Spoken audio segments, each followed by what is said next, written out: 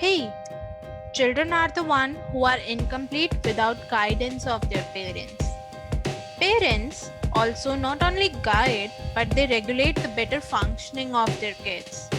Same concept can be applied to the structural unit of life, that is cell, which comprises of nucleus that act like a parent for all other organelles present inside the cell and regulate their function. You must have wondered how. So, let's get into the detail in this tutorial. Welcome to Sapin Blog. In this video, we'll talk about guardian of cell, nucleus. Whenever we talk about nucleus, the very first thing we should know that nucleus are membrane-bound organelle. It comprises of genetic material and it is exclusive to eukaryotic cell. Eukaryotic means the cell like plant cell, animal cell, like that. It is not present in prokaryotes or prokaryotic cell. It is the largest organelle present inside the cell. So being largest, it has a privilege that it can control each and activity of cell and maintain the integrity. That's why it is known as controlling center or brain of the cell. Coming to the eukaryotic cells, some cells, they can have one nucleus, such as cardiac muscle in humans. They are having one nucleus in their cell, but some may have many nucleus. For example, skeletal muscle in humans.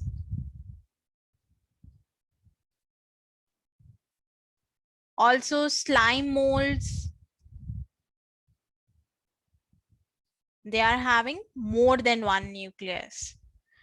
Also, there is another type of cell that don't have any nucleus. These cells can be RBC or red blood cells. This gives the variety. Normally, nucleus is in spherical shape, but its shape can change as cell matures. So now here you can see nucleus structure. It is divided into three broad categories such as nuclear envelope, nuclear matrix, or nucleolus.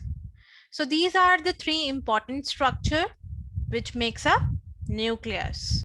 However, the structure looks like this. So this is the 3D version and this is 2D version. So here you can see the nucleus, nuclear membrane is there, nucleoplasm is there, and nucleolus is there. So you can see the membrane on nucleus envelope. It is like that. It is having some space in between, which is known as nuclear pores. And in the nucleoplasm, we can see the genetic material is lying there, which is nothing but the DNA, and nucleolus is also present there. So this type of structure is common whether the cell is uninucleate, multinucleate. So this type of nucleus you can see in both of these two type of cells. So let's discuss in detail about nuclear envelope. So as you can see, nuclear envelope, it comprises of outer and inner membrane. Here you can see the membrane or on inner side of nucleus, it is inner membrane, and the membrane on outer side of nucleus, it is outer membrane. So these two membrane, they are separated by some space which is known as perinuclear space. Also, the special feature of each of these two membrane is that on inner membrane, some proteins are present which is exclusive to the nucleus. They play a role in nucleus functioning. And on the outer side, ribosomes are present. So the role of ribosome is for protein synthesis. So on outer membrane, ribosomes are attached and they contribute to protein synthesis. And also you can see this red-like structure. It is nothing but the nuclear pore. So the nuclear membrane, it is acting like a barrier or a guard of a nucleus. So it provides the separation so that the content inside the nucleus can be separated from the content of the cell, which is cytoplasm. So nuclear membrane, it has nuclear pore. So the pore is meant for transportation purpose so that it can transport the exclusive molecules from out cytoplasm to inside of nucleus and from nucleus to the cytoplasm. So this nuclear pore, it is cylindrical structures, and in this structure there are 8 spokes. It is somewhat look like that. Here OM meant for outer membrane, IM meant for inner membrane. So these two membrane, they fuses at the junction of nuclear pore, and that's how they make nuclear pore complex. So this nuclear pore complex, it can comprise of 100 different proteins. And we can say that nuclear pore complex is made up of nuclear porins, which are the proteins basically. Let's observe the structure in a bigger view.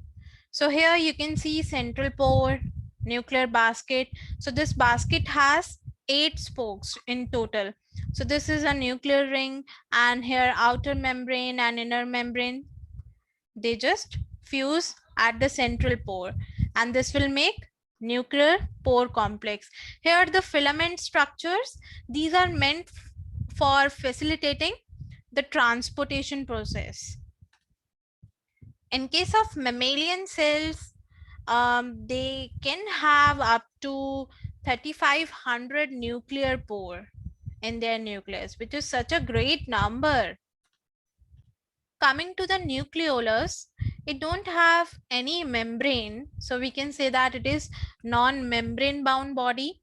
It is comprising of 3 structures, which is normally fibrillar central, fibrillar component, granular region. So here you can see fibrillar center, it comprises of some condensed chromatin. Condensed chromatin has genes which are tightly packed, and it can facilitate rRNA transcription. But when we talk about the fibrillar component, it involves RNA processing. After transcription, RNA processing happens. It is involved in that kind of process. In granular region, pre-ribosomal assembly happen.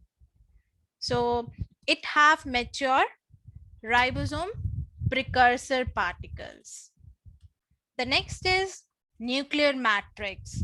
Nuclear matrix is a fluid-like structure.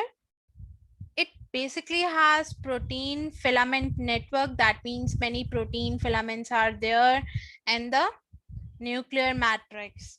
So the purpose is that it can provide structural support to the developing chromatin. It also aids in transcription and replication. So this thing works like that. So guys, I hope you got informative content from this tutorial. If you like it, please click on the like button, comment and share with others. Don't forget to hit on the bell icon so that you can get notified about my upcoming videos. Thank you very much.